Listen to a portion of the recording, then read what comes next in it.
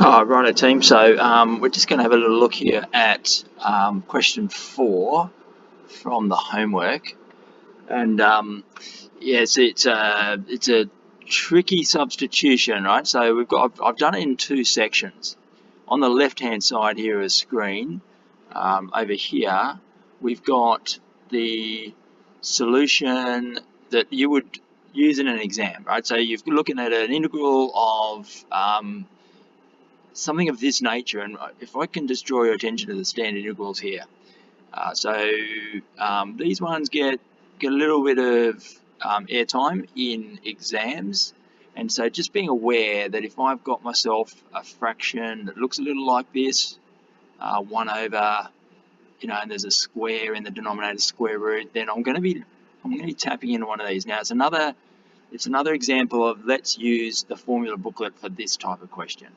Okay, so let's have a little look at this. Does it fit the formatting of one of these? Yes, to square root of a squared minus x squared, where my a, in this case, I need to get that. You can see here that my x squared has a coefficient of 1, so I need to get my coefficient to be 1. So my first call here is to get that 4 out. Now I get the 4 out by so what I'm going to do in the denominator here, or if I just focus on the denominator, or even this piece in the denominator, the 9 minus 4x squared, I've got to get the 4 out. So out comes the 4.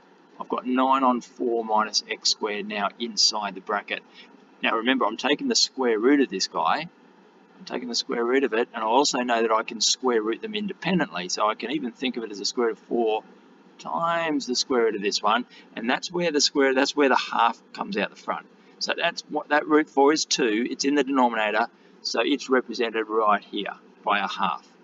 So that's that bit of it. Now the square root of 9 on 4 minus x squared, now it's in this format that I want. And the 9 on 4 is the square of 3 on 2. So that's how we see this 3 on 2 squared pop in down here at this stage in the solution.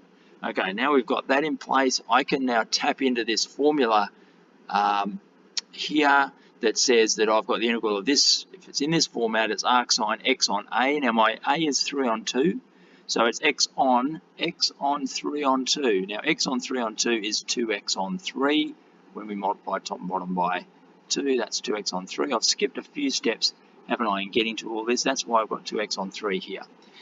Now from this point on, I'm just subbing in 3 on 2 and 0 and getting my pi on 4. So this is how we would solve it in an exam setting. Now on the right hand side over here is really for those of us interested in looking at what's going on with this question. I'm not satisfied just doing this, even though I acknowledge in an exam that's all I'm going to do because it's only worth a couple of marks. How does this work out? So on the right hand side, I've given it the full works, and that is I've taken the 3 on 2 out in the same way, as in it's the square root of 9 over 4. So I've done the same as I've done here, but now I'm treating it, I'm not just subbing into some formula, I'm dealing with it as a substitution. But the substitution is over here. So I'm letting cos 2x on 3, this thing in brackets, be cos u, and that seems to be like, why would you do that? But then when you sub in that cos u, you notice that we get some nice things going on. I get a square root of 1 minus cos squared, which is a square term itself, sine squared, so that's sine u, and then as a bonus, but importantly, when I sub u equal to, so 2x on 3 equal cos u, then the du dx is also in terms of sine u. So the whole thing boils down beautifully to just the integral of 1, and off I go and do that.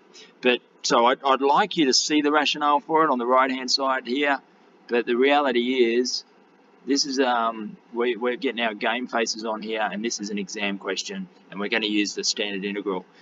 So hopefully that helps with that one.